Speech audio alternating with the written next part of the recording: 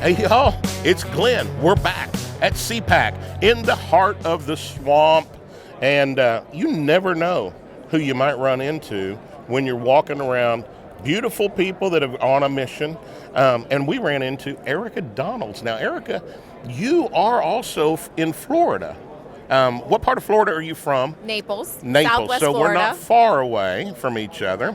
So tell me a little bit about you and what you're doing, who you are, what your mission is. Erika Donalds, go. So right now, I am the chair of America First Policy Institute's Center for Education Opportunities. I just started to work with the Trump administration on his priorities when it comes to education. Okay. But my background, I was a CPA. I was in investment management, but I have 3 children. I found out that one size doesn't fit all with schooling. Right. I thought the way to reform education and help parents like me was to get on the school board and make a difference. So I got elected, but I also found out how broken the education system is. Well, one size does not fit all when it comes to the school system. What does that mean to you? Because I know what it means to me. Well, I have 3 boys, same family, same upbringing, same genes, right? We bought a house in the area where we want our kids to go to school. That's what most middle-class families do. That's the dream, right? We want to be able to go to A schools. My oldest son was just fine, thrived in the school. My second son goes in and it was a disaster. He was miserable, therefore I was miserable. He didn't like going to school. It was crying every day. And they exhausted all of their possibilities to help him, or so they say. And I pulled him out. I put him into a private classical school, and he was a different person. Why? This is in first grade. I picked him up the first day of school that he was at his new school. He's again, in first grade. He's 6 years old. Hated school before that. When I picked him up from this private classical school, he jumps in the car, huge smile on his face. Mom, did you know about the Crusades? And that day, and every day after that, when I would pick him up from school, he would just tell me all the way home about all the stuff that he was learning, and he loved it. That child now is graduating from high school this year with honors, with a full ride scholarship, going to his #1 college, Florida State University, where Byron and I graduated from. He's never been in a special classroom. He's never been on drugs like they wanted me to do for him, because I, as his parent, knew what was best for him. I knew what he needed. Let's stop there for a moment and explain that. He's never been on drugs like that's what they wanted for him. You're talking about ADHD and some psychotropics and things like that. Yeah, they didn't want to address his behavior with challenging him in class. Instead, they wanted me to take him to get evaluated so that he could be put on ADHD medication, which would calm him down, and so he wouldn't be bored and he would just be a zombie for them. And I said, absolutely not. He does not need drugs. He's a smart child, and if you would just implement some discipline in the school, like I do at home, you wouldn't have these problems. But there was no winning that fight with them because it's a monopoly. And just like every other monopoly, they are not responsive to the consumer or to the people they are serving, in this case, parents and students. So I knew there were other Darrens out there, like my son, who were not getting served properly in the public schools. And that drove me to run for school board, and I won. I got a seat on the school board, ousted an incumbent that had been there for a long time. That's not easy to do. It wasn't, but I was on a mission. Oh, Mama was happy all of a sudden. I was on a mission. And I thought that was how you could reform the education system. And boy, was I wrong.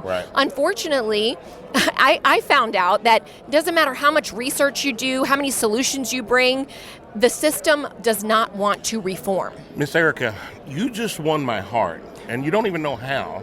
Because you're a smart and beautiful lady sitting right here next to me doing some amazing work, but you just admitted to me and to the world you were wrong about something. Do you know how many people are not able to even do that? We get stuck in this mission and I'm right and I'm right and I'm right. Guess what? We're not always right. We have to back up and reboot sometimes, and it sounds like that's what you did.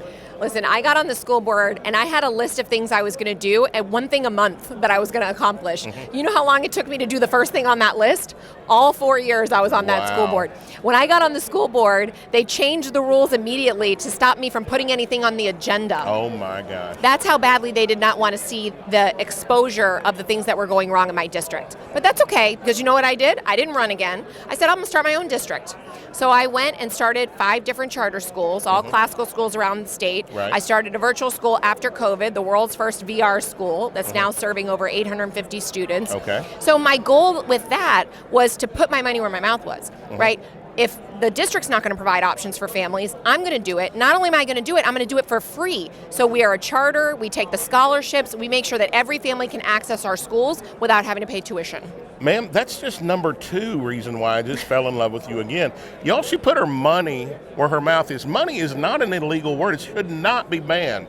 Y'all, as conservatives, I think one of the reasons we're in the problems that we're in right now up to this point is because as Americans, conservative Christians, we've become lazy, complacent, and we say, oh, that's not right, but somebody else will fix it. Right. Erica, nobody else is going to fix the problem. You're taking a stand and doing something about it. Well, listen, I did try to start a parent group and try to find somebody to do this work, but somebody has to fix it. Ended up being me, ends right? Up being us. And that's correct. okay. Now it's become my passion, and I've had some great opportunities to not only be a practitioner and provide these options for families, but also work with the state, not just the state of Florida, which has done amazing things with school choice, but other states as well to try to get good policies in place that are going to give every parent in this country the ability to vote with their feet. Until we have free market competition in education, we're not going to see the access and quality and innovation that truly is possible in the education space. What does the free market mean when it comes to school system? Are we talking about public schools? Are we talking about private only? What's the solution here?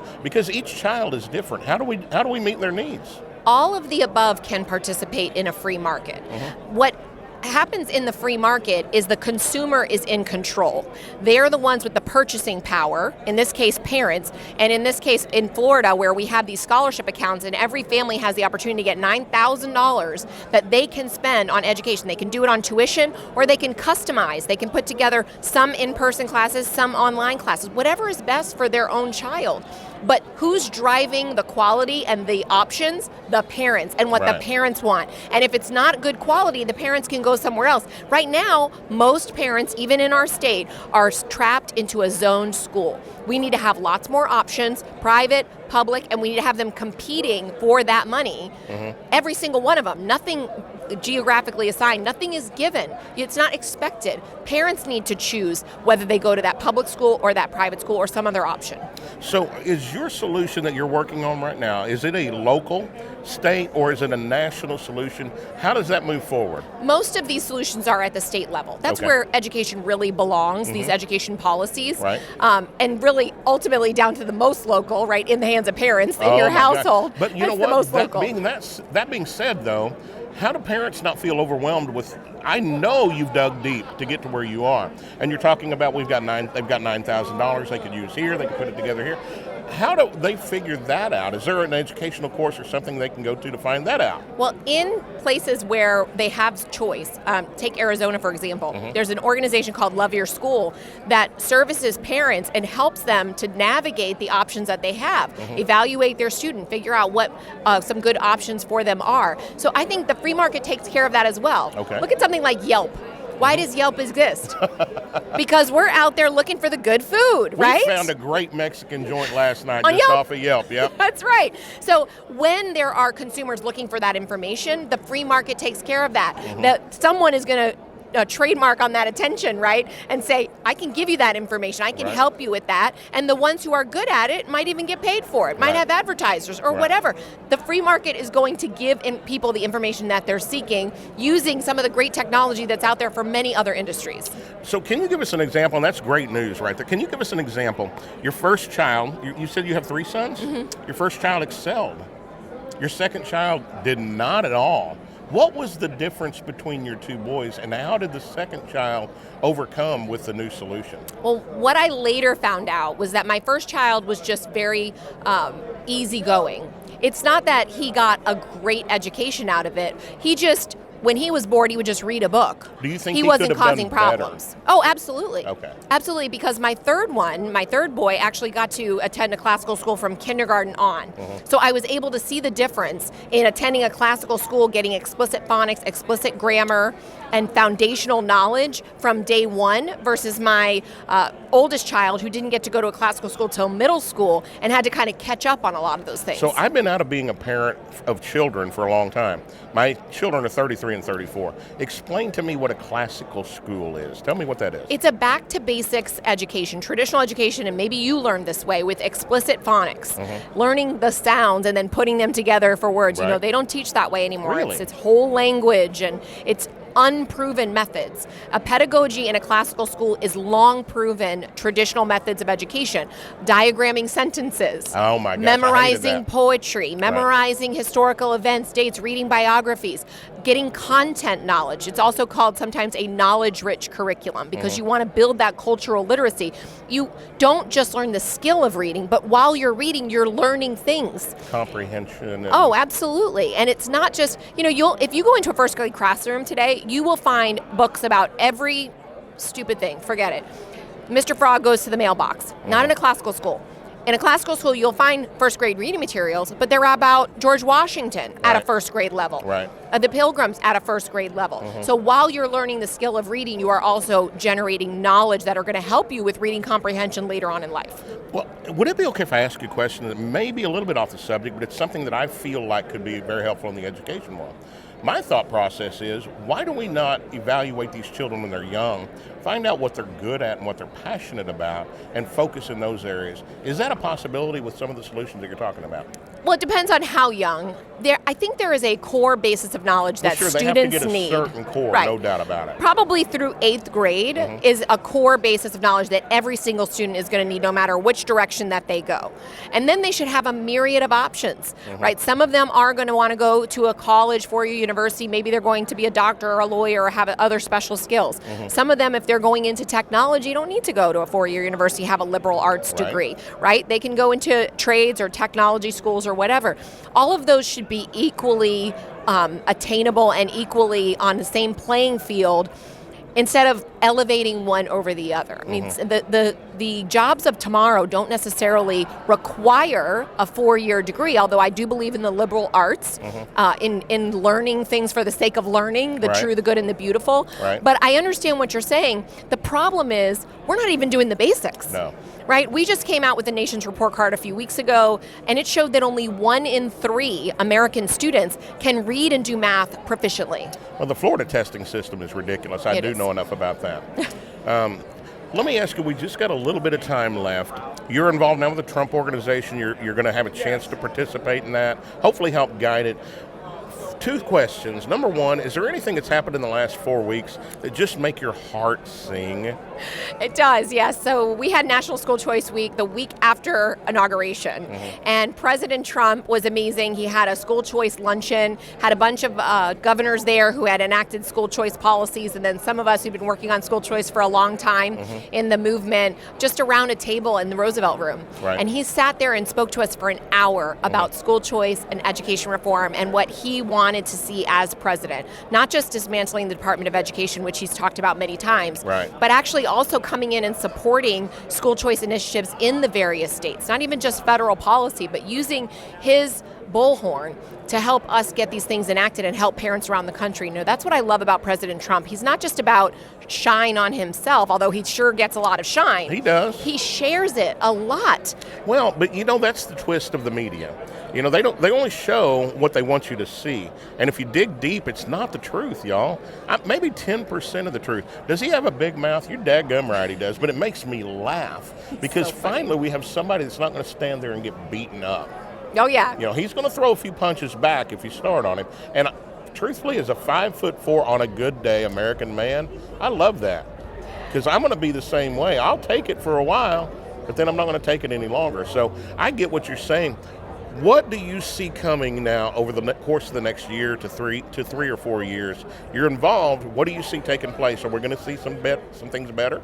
Oh, absolutely. President Trump put out an executive order asking various departments to come back with plans to enact school choice through funds that are already being dispersed to the states through grant programs. So I was actually in a meeting with some of the team members to try to throw out some ideas on how we can do that. And the ultimate goal is to not just return power to the states, but also put that money in the hands of parents. So I think that's going to happen in pretty short order. I think we're going to see some real reforms in the programs where we're spending billions of dollars supposedly to help kids when those kids have not advanced academically in the last 40 years.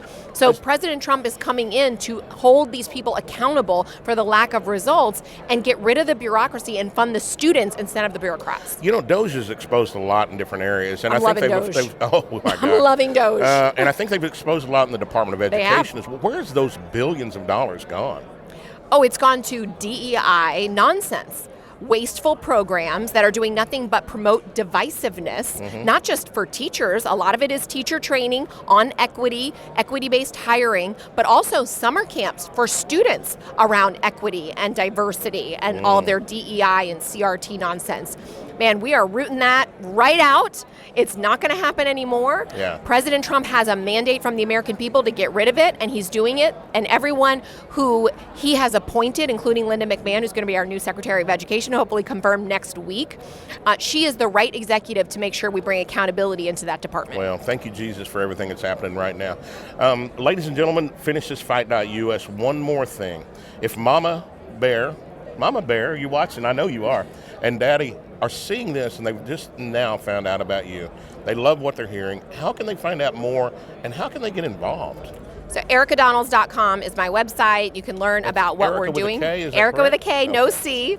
Erika Donalds with an S.com. And of course, social media. I'm very active on Twitter, so I like to tell people what's going on and allow them to get involved that way on social media. The social media army, if you will, can be very effective, as we know. Yeah. But America First Policy Institute also has America First Works, which is a grassroots organization that is helping to pass these school choice laws in various states. So you can get involved at AmericaFirstWorks.com, sign up, and you'll get updates about these policies going forth in your state. One more thing. You ready?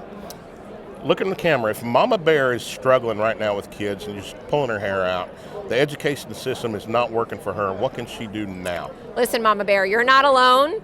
People like me, if I can do it, you can do it. You've just got to get involved, take your authority. You are the primary educator of your children. Don't let anybody tell you otherwise, and plow right through their bureaucracy. Take the mantle, do what you need to do for your children, and don't apologize for it. You know, I got to tell you, Erika, I know your husband is kicking butt and taking names. He is killing it in Florida, and I think Trump's noticing a lot right now. I think there's getting ready to be something kind of cool happen with him as well. But not only is he, you are a warrior. Thank you. Thank you for joining Finish This Fight Army. We've got a movement taking place as well, and we want to be a part of what you're doing. Thank you so much. Thanks for having me. It was great to meet you. Oh, you got it. Finish this fight, y'all. Go get it.